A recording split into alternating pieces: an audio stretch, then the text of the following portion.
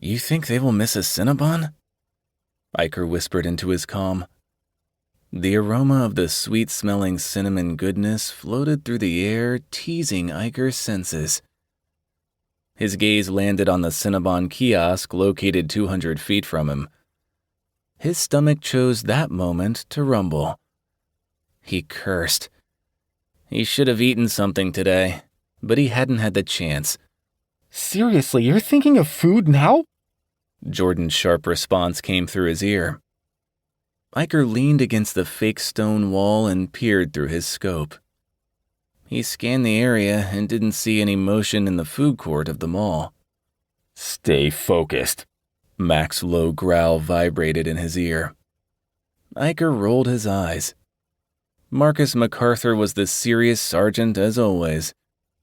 Iker didn't have to look at the man to know he'd have his infamous scowl on his face. Iker exhaled, sweeping the area with his gaze. Shit. How was he supposed to focus with that scent distracting him? See anything? Zane came to stand next to him. The mall was quiet, having been evacuated of consumers over 30 minutes ago. A call had come through about a shooter in the local shopping mall. SWAT was dispatched to handle the situation. No, Iker murmured. He held his weapon steady while waiting for the shooter to make himself known. A calmness settled inside Iker. Situations such as these weren't always as easy. He loved what he did. He thrived off the adrenaline of a good gunfight and kicking some ass. A disgruntled man who discovered his woman was having an affair could go downhill quickly. From the reports Mac gave, the guy was hyped up on some drugs. Jeffrey Brown, a known meth head, apparently didn't appreciate his ex-girlfriend moving on. He'd stormed the mall, took Kim Ogler and her coworker hostage, and marched them through at gunpoint. Guns and drugs didn't go well. Currently, the three people were housed inside a small gift shop located near the exit doors. The local boys in blue were waiting on the outside of the doors, trapping Jeff inside. The air was tense as they waited for the right opening.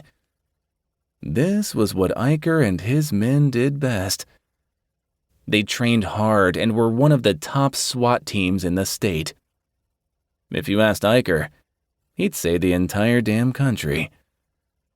He and his team, were all about business when it came to rescuing hostages. No matter how the situation played out, no one deserved to die. That was where they came in.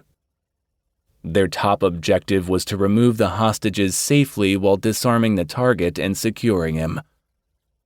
Iker glanced around, his gaze landing on other members of his team. They had spread out around the food court, waiting for the negotiator to talk the target down. Miles and Ash were located behind another faux stone wall nearest the gift shop, while Jordan and Brody were stationed across the food court behind a freestanding kiosk. Mac and Deck were posted in a cell phone accessory store next to the shooter and hostages. He's no longer answering his cell phone, Mac reported. Their external hostage negotiator, who was posted with the rest of the crew waiting outside, must have updated Mac. No communication was dangerous. There was no telling how far Jeff had escalated. Meth in his system would make him unpredictable. Get the fuck out of here! The man fitting the description of Jeffrey appeared in the doorway of the gift shop. Iker stiffened at the sight of the man dragging a small woman in front of him. His eyes were wild, his hair was disheveled, and his clothes were unkempt. He waved the gun around while curses spewed from his lips. Son of a bitch was using her as a shield. Iker bit back a growl. His finger rested on the trigger, itching to shoot. Jeffrey was lower than slime. At the moment, the woman's safety was their primary objective. Jeffrey, let's talk about this.